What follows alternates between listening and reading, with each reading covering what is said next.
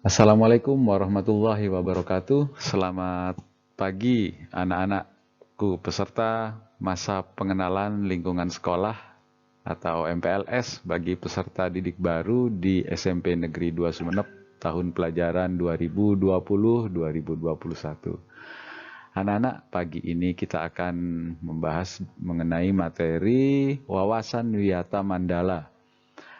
Perkenalkan, saya Yunia Reka Rustiadi. Saya adalah pengajar di SMP Negeri 2 Sumeneb.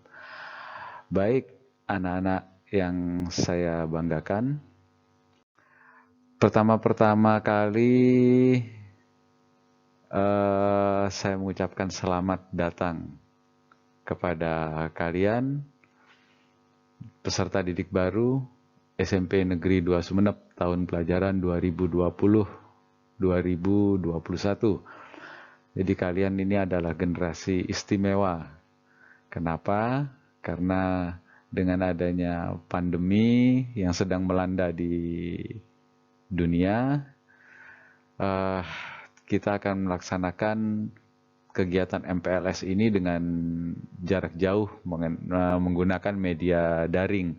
Jadi ini adalah pertama kali dan kalian adalah generasi pertama yang akan menerima MPLS dengan media daring. Jadi kita tidak bertatap muka langsung, tapi saya yakin itu tidak akan mengurangi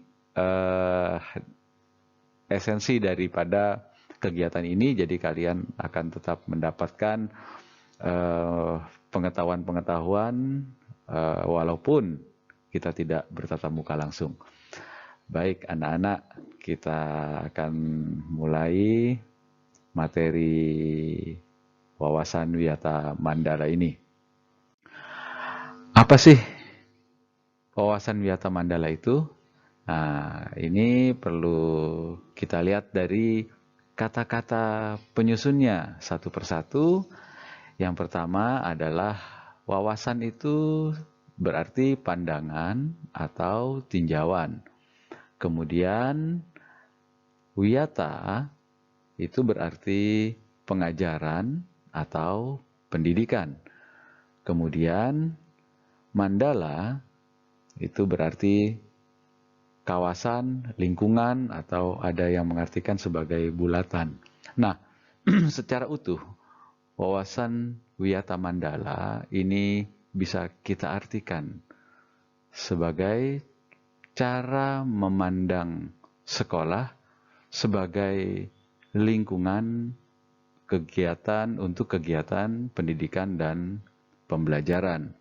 Nah, anak-anak yang saya banggakan, sekolah sebagai lingkungan pendidikan dan pembelajaran ini bukan melulu atau bukan hanya kalian menerima ilmu pengetahuan dalam bentuk materi-materi di dalam mata pelajaran yang ada seperti bahasa Indonesia, bahasa Inggris, matematika, IPA, dan lain sebagainya. Bukan hanya itu. Tetapi lebih kompleks dari itu, di sekolah ini kalian akan mendapatkan pembelajaran bagaimana nanti kalian dapat menjadi pribadi yang mandiri saat kembali atau harus berkumpul lagi di tengah masyarakat. Jadi di sekolah ini juga kalian akan belajar keterampilan-keterampilan hidup seperti bagaimana memanfaatkan waktu dengan efektif dan efisien. Kalian juga akan belajar bagaimana berkomunikasi dengan orang lain, orang yang lebih tua. Seperti di sekolah ini ada kepala sekolah, bapak ibu guru, dan sivitas akademika yang lainnya.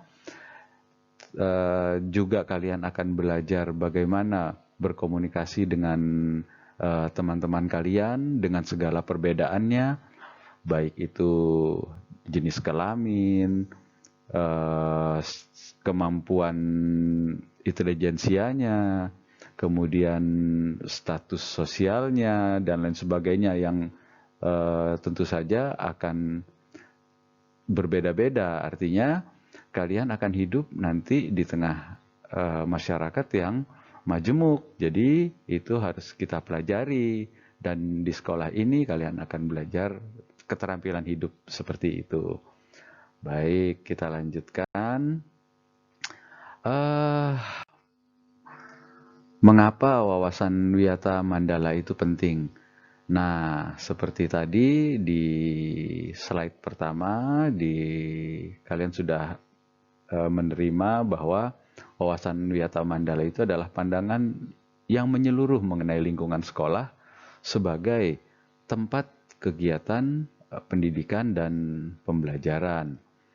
Dan untuk mewujudkan sekolah sebagai lingkungan belajar yang kondusif, lingkungan yang aman, tentram, nyaman untuk kalian belajar, maka banyak sekali faktor-faktor dan komponen-komponen yang harus bekerja sama, bersinergi, supaya tercipta lingkungan belajar yang kondusif di sekolah.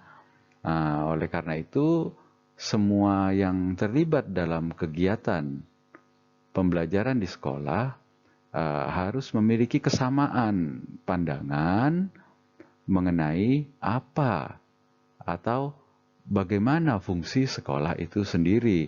Jadi, kalau semua komponen-komponen yang ada ini bersinergi, baru akan tercipta lingkungan kegiatan pembelajaran yang kondusif.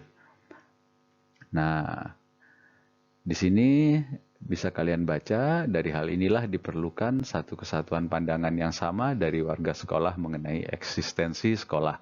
Jadi, kita semua nanti akan saling mendukung sehingga sekolah ini menjadi sekolah yang baik, yang kondusif bagi kalian untuk mendapatkan ilmu pengetahuan dan keterampilan hidup yang dibutuhkan. Baik, kita lanjutkan. Ada komponen-komponen yang memiliki peran dalam wawasan Wiyata Mandala yang akan bekerja sama, bersinergi untuk menciptakan lingkungan sekolah yang baik. Kita mulai, yang pertama adalah peran kepala sekolah. Kepala sekolah itu berperan sebagai pimpinan di dalam sekolah yang tentu saja paling berwenang dan bertanggung jawab penuh terhadap penyelenggaraan pendidikan di lingkungan sekolah. Nah, karena perannya ini, karena fungsinya ini, maka sepantasnya jika kepala sekolah dihormati dan memiliki kewibawaan. Jadi siapapun atau kepentingan apapun dengan sekolah atau kegiatan yang dilaksanakan di sekolah, semua harus melalui dan sepengetahuan dari kepala sekolah. Itu yang pertama. Kemudian komponen yang kedua atau yang memiliki peran dalam wawasan Wiyata Mandala adalah peran guru.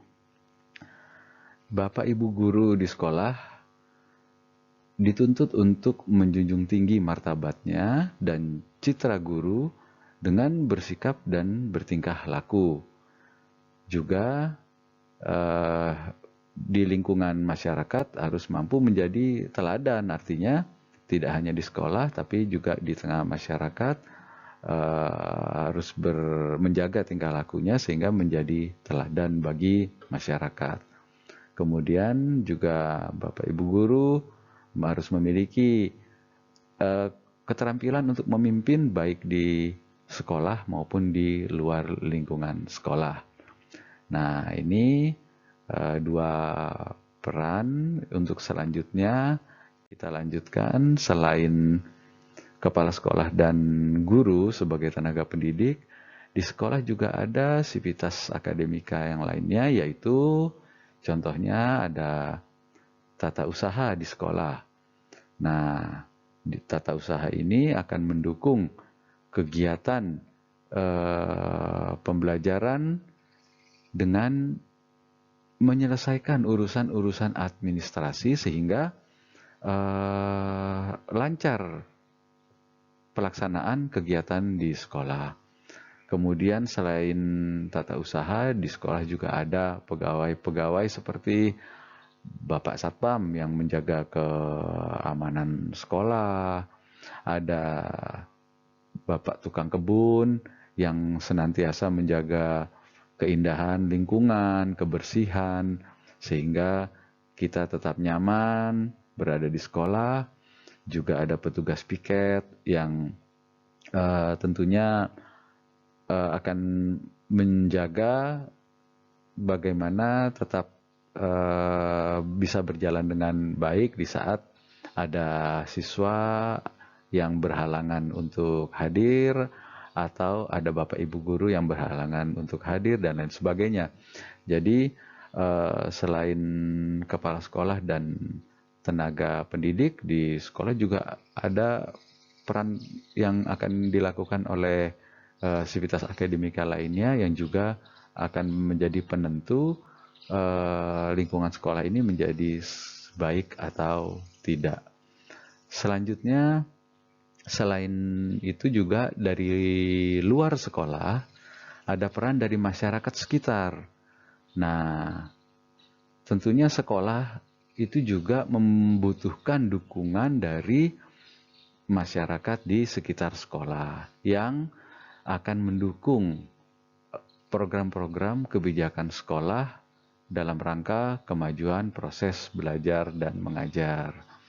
Jadi diharapkan dari masyarakat sekitar ada yang memberi saran, masukan kepada pihak sekolah atau ikut menjaga keamanan sekolah atau bekerja sama dengan pihak sekolah, misalnya lembaga-lembaga bimbingan belajar lain atau klub-klub olahraga. Jadi ada peran juga dari masyarakat di sekitar sekolah dalam rangka mewujudkan sekolah sebagai lingkungan yang kondusif untuk kegiatan belajar dan mengajar. Nah, yang terakhir dan sebetulnya ini yang penting untuk kalian simak adalah peran siswa atau peserta didik dalam wawasan Wiyata Mandala. Jadi siswa atau atau peserta didik di sekolah ada beberapa contoh ini peran-perannya yang harus dilakukan. Contoh yang pertama adalah mentaati tata tertib yang berlaku di sekolah tanpa kecuali. Di sini jelas sekali bahwa jika tata tertib yang ada di sekolah itu dipatuhi, maka kita akan nyaman dalam melaksanakan kegiatan pembelajaran. Contohnya, datang tepat waktu, menggunakan seragam yang telah ditentukan, kemudian bagaimana berperilaku di dalam kelas. Nah, tata tertib seperti itu apabila dipatuhi, maka akan tercipta kegiatan pembelajaran yang kondusif di sekolah. Yang berikutnya adalah hormat dan sopan kepada guru dan warga sekolah yang lain. Jadi seperti tadi sudah Bapak sampaikan, bahwasanya bukan cuma ilmu pengetahuan yang dimuat dalam mata-mata pelajaran yang ada, yang akan kalian pelajari, tapi kalian juga akan belajar bagaimana berinteraksi dengan orang lain, bagaimana kalian berinteraksi dengan guru dan warga sekolah yang lain. Jadi itu adalah peran siswa diantaranya yang akan mendukung sehingga kegiatan pembelajaran di sekolah akan menjadi kondusif. Kemudian peran ya siswa yang lainnya adalah hormat dan sopan kepada sesama siswa. Nah, di sini kalian akan belajar, kalian akan mendapatkan keterampilan hidup berupa bagaimana mampu kalian berkumpul dengan teman-teman kalian yang berbeda, tidak sama dengan kalian. Baik dari jenis kelaminnya, kalian juga harus dapat berkumpul dengan teman-teman yang berjenis kelamin berbeda dengan kalian. Kemudian dari status sosialnya, tidak mungkin ada teman kalian yang kaya atau yang miskin, dan itu harus bisa kita terima dengan baik, dalam arti tetap kita akan menghormati teman-teman yang berbeda. Berikutnya adalah tekun menyelesaikan tugas yang diberikan oleh guru. Jadi jelas bagaimana kita dapat memperoleh pembelajaran yang baik kalau kita tidak menyelesaikan tugas-tugas yang diberikan oleh Bapak Ibu guru. Seperti kalian ketahui, tugas-tugas yang diberikan oleh Bapak dan Ibu guru itu sangat membantu kalian untuk memperoleh pengetahuan yang harus kalian kuasai. Nah, berikutnya adalah menjaga nama baik sekolah dan keluarga dimanapun berada. Jadi, segala tingkah laku kalian, anak-anak, itu melekat di dalamnya juga nama baik sekolah dan keluarga. Contoh, di saat kalian pulang sekolah, kalian masih menggunakan seragam sekolah, tentu masyarakat akan menilai bahwa kalian adalah bagian daripada sekolah.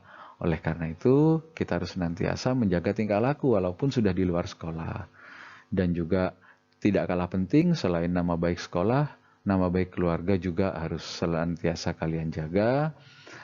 Terutama nama baik orang tua kalian, nama baik bapak dan ibu, sehingga orang memandang keluarga kalian sebagai keluarga yang baik, itu juga tidak kalah penting. Nah, ini ada contoh-contoh peran lain dari siswa dalam wawasan Wiyata Mandala. Kita lihat yang pertama, menjaga kebersihan lingkungan sekolah. Jelas, kebersihan lingkungan sekolah bukan hanya tanggung jawab tenaga kebersihan di sekolah, tapi kita juga semua bertanggung jawab terhadap kebersihan lingkungan di sekolah. Kalau lingkungan sudah bersih, maka insya Allah akan nyaman bagi kita untuk belajar di sekolah. Kemudian yang kedua, berperan secara aktif pada setiap kegiatan sekolah. Jadi di sekolah bukan hanya kalian belajar di dalam kelas, tapi banyak juga kegiatan-kegiatan yang harus kalian ikuti dengan baik. Contohnya kegiatan ekstrakurikuler dan kegiatan tengah semester. Di sana juga ada kesempatan bagi kalian untuk mengembangkan bakat dan minat kalian. Jadi itu senantiasa harus diikuti dengan aktif, sehingga tujuan kalian menimba ilmu di sekolah ini akan berhasil dengan baik. Kemudian contoh lainnya adalah pemanfaatan fasilitas belajar yang ada sebaik mungkin dan menjaganya agar tetap dalam kondisi optimal. Ini ada contoh kecil seperti di dalam ruang kelas. Di sana ada bangku, di sana ada kursi yang kalian pakai untuk melaksanakan kegiatan pembelajaran. Kalau ini kita jaga agar tetap bersih, tidak dicoret-coret atau dipakai sebagaimana mestinya, maka kalian telah ikut membantu agar kegiatan pembelajaran dapat berlangsung dengan baik. Tentunya kalau misalnya kalian duduk kursinya kotor, kursinya rusak, atau mejanya bolong-bolong, tentu tidak nyaman. Makanya kita harus senantiasa bertanggung jawab juga ikut menjaga apa yang ada di dalam sekolah supaya tetap baik. Kemudian yang peran lain yang bisa kalian lakukan adalah melaporkan segala gejala dan gangguan yang terjadi di sekolah kepada guru atau kepala sekolah. Jadi anak-anak yang saya banggakan, ada keterbatasan juga bagi tenaga keamanan di sekolah, Bapak Ibu guru, dengan luasnya sekolah dan banyaknya siswa yang harus diawasi, tentu tidak mungkin semuanya bisa terlihat. Oleh karena itu, apabila kemudian di suatu saat, di saat kalian melangsungkan KBM, kalian melihat atau mengalami ada gangguan, ada gejala kegiatan yang sekiranya akan menyebabkan kegiatan pembelajaran akan berlangsung dengan tidak baik, kalian dapat melaporkan kepada pihak sekolah. Yang termudah adalah kepada Bapak Ibu guru yang ada di sekolah, sehingga akan teratasi permasalahan-permasalahan yang kalian temui. Kemudian di sekolah kita ada yang namanya organisasi siswa intrasekolah. Di sini kalian akan belajar bagaimana berinteraksi dalam wadah organisasi. Kalian akan belajar bagaimana menyampaikan pendapat, menghargai perbedaan pendapat, dan lain sebagainya. Jadi apabila kalian ikuti ini dengan baik, maka kalian akan memiliki keterampilan yang nanti akan dapat kalian jadikan bekal di saat hidup di masyarakat. Nah, sebaiknya ayo kalian aktif ikut kegiatan berorganisasi melalui organisasi siswa intrasekolah atau OSIS. Nah, anak-anak, itu sepertinya kurang lebih materi yang kalian terima pada pagi ini. Jadi materi wawasan Wiyata Mandala sebetulnya banyak, tapi nanti mungkin dapat kalian pelajari, dapat kalian baca sendiri melalui modul yang Bapak bagikan di Google Classroom atau di grup WhatsApp kelas kita. Nah, untuk mengakhiri kegiatan pagi ini, ada tugas mandiri yang akan kalian laksanakan. Jadi, kalian persiapkan kertas, jangan lupa tulis identitasnya di situ, nama kalian, dan gugus atau kelas kalian. Kemudian, ini ada pertanyaan yang akan kalian jawab.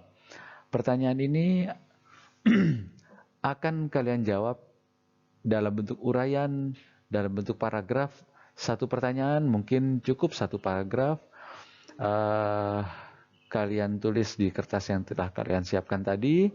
Kemudian setelah selesai, kalian simpan dalam bentuk gambar. Artinya itu bisa kalian foto dan kalian kirimkan hasilnya melalui grup WhatsApp kelas atau di Google Classroom. Nanti akan dipandu oleh Bapak Ibu wali kelas kalian.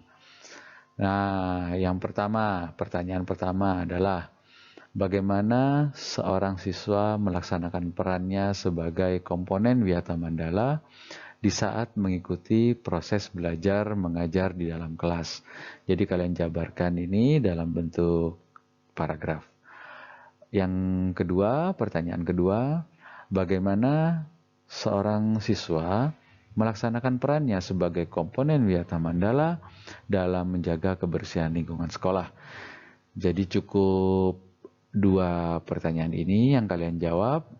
Sekali lagi, kalian jawab di kertas yang sudah kalian beri nama dan gugus atau kelas kalian, kemudian difoto dan dikirimkan hasil pekerjaan kalian itu dalam bentuk foto ke grup WhatsApp kelas atau di Google Classroom.